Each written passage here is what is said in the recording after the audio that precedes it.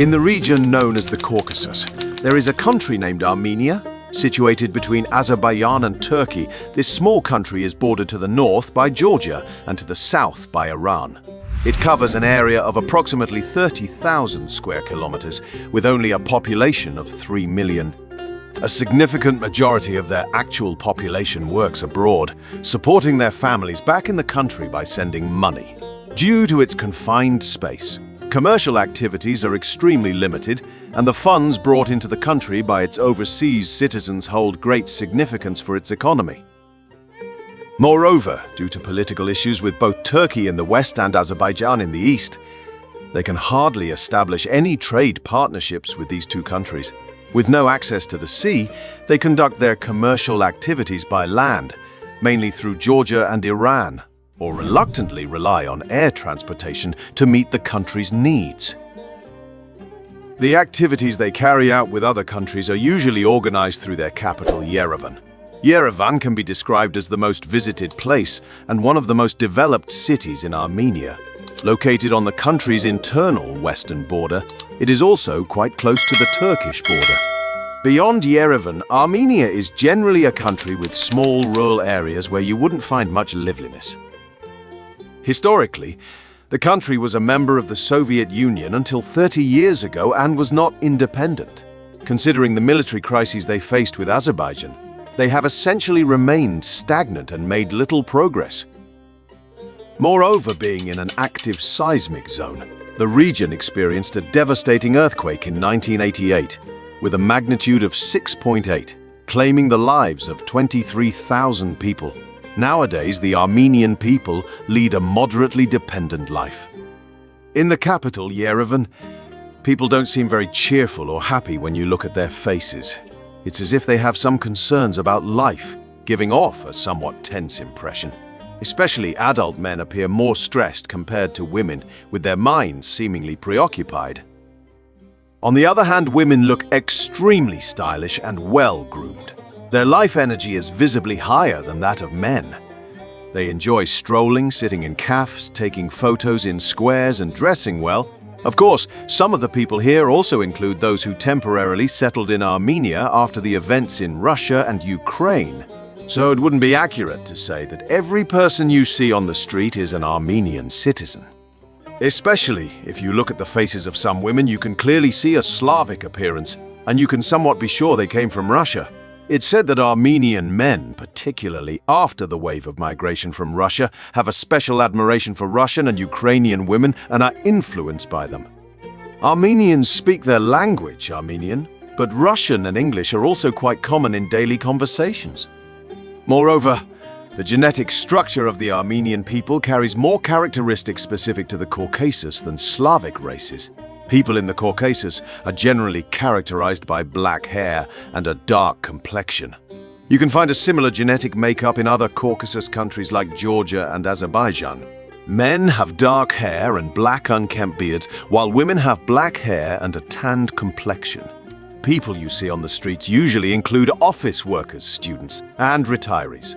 Armenians, if they are involved in business, are most likely heading to Russia and European countries, as Armenia does not have a large market for trade and cannot offer attractive job opportunities to ordinary people in this regard.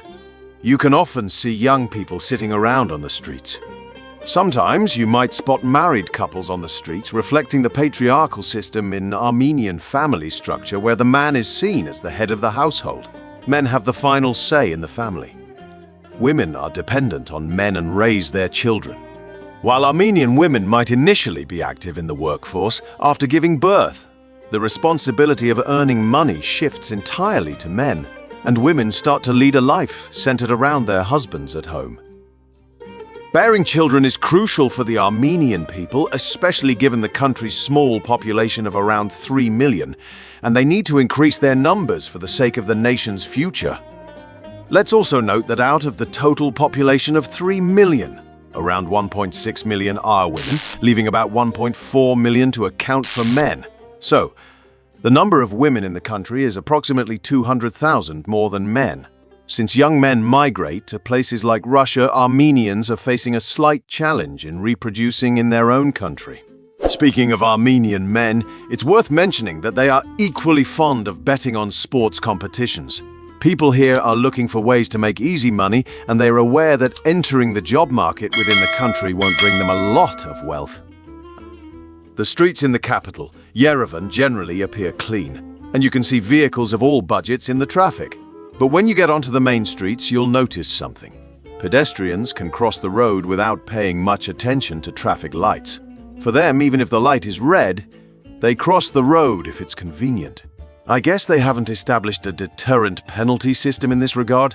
One of the biggest problems in Yerevan, especially in the summer months, is the extremely dry air. It has a scorching atmosphere, and you can hardly feel any humidity in the city.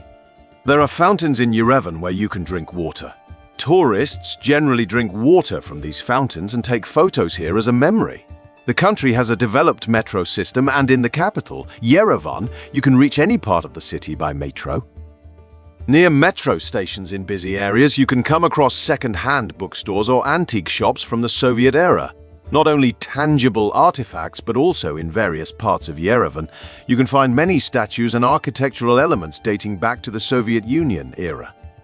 In fact, many buildings in the city center that are still in use are more than 30 years old, carrying traces from the Soviet Union era.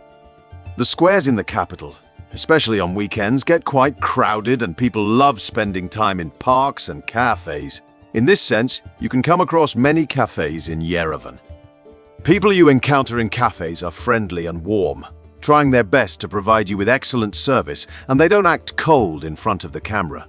The most important and only thing you need to be careful about there is not getting into political discussions with the locals, because Armenia experiences continuous turmoil and instability both in its domestic and foreign policies.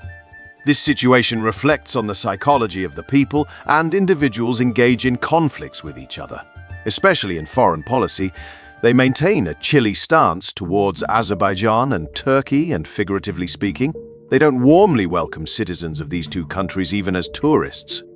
If you happen to speak Turkish or Azerbaijani while sitting in a cafe in Yerevan, they will most likely be cold and rude towards you. To give a simple example, they lost all the wars they engaged in with Azerbaijan in Nagorno-Karabakh, and they were defeated in the territorial struggle. For this reason, regardless of your citizenship, I would advise against expressing opinions about their internal issues.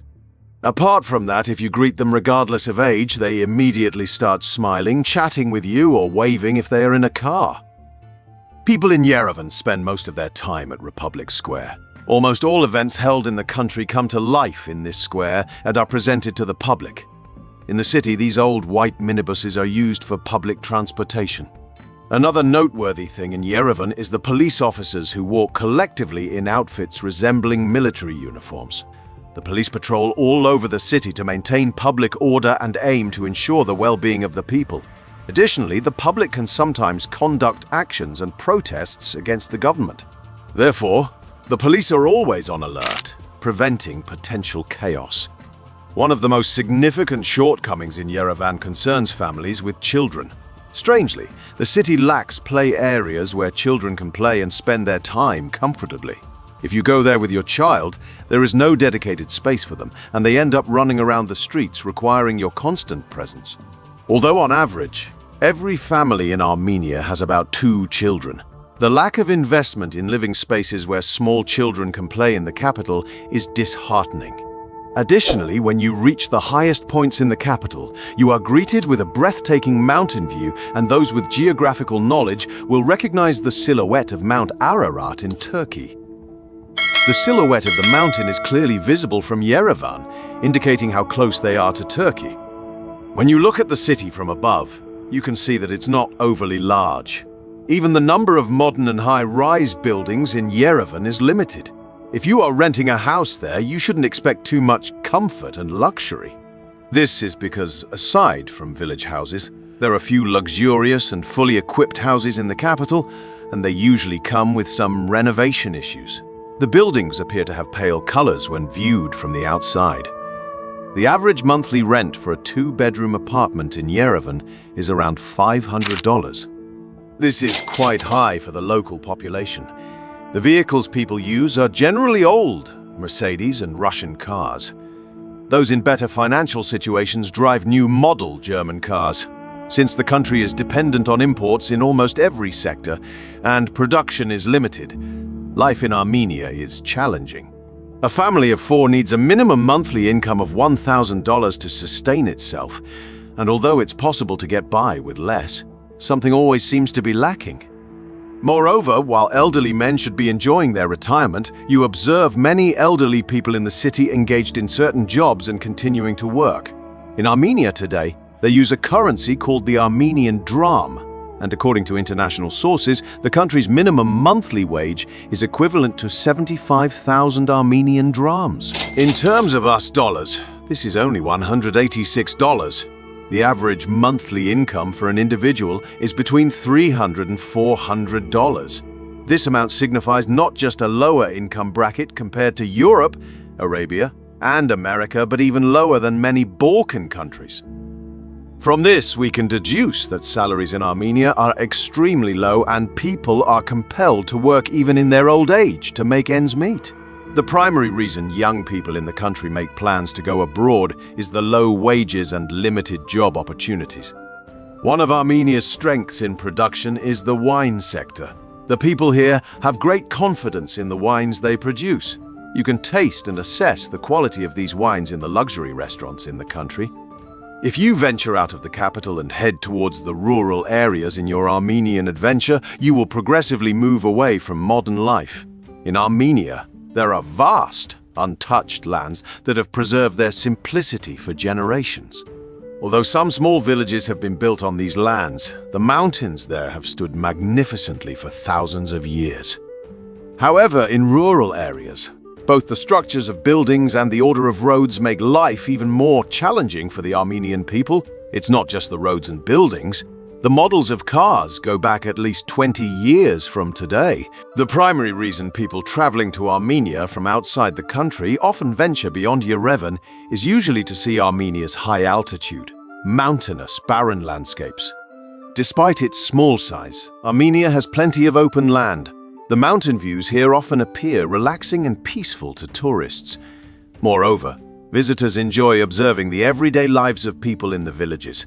For instance, Armenian women in villages don't consume commercially baked bread. They roll out their dough and make lavash bread, baking it in a pit fire dug into the ground. Families, unlike in the city, work more collaboratively with neighbors to tackle daily tasks. For example, if bread needs to be made, neighbors come together and collectively, bread is baked for each family. Village houses are generally unpainted, and you can easily see the bricks and stones used on the external facades. The houses may look like construction is ongoing from the outside, but in reality they are actively used. One of the most beautiful aspects of living in rural Armenia is that people there not only make their own bread, but also naturally grow their fruits and vegetables from their own trees. Armenian people in the villages live more affordably and naturally, consuming both their bread and produce. People in rural areas engage in animal husbandry or farming, ensuring their livelihoods, even if the income is limited and they don't experience food shortages. The villagers in Armenia are less accustomed to seeing foreigners, so when they see a camera, they might be surprised and exhibit a poker face. Armenia in general is a visitable country, but it doesn't offer many attractive opportunities for a permanent life. The country's internal and external political issues weaken them, making it challenging to attain the comforts of modern life. If you enjoyed the video, you can like it and subscribe to the channel for free to stay informed about new videos. Goodbye.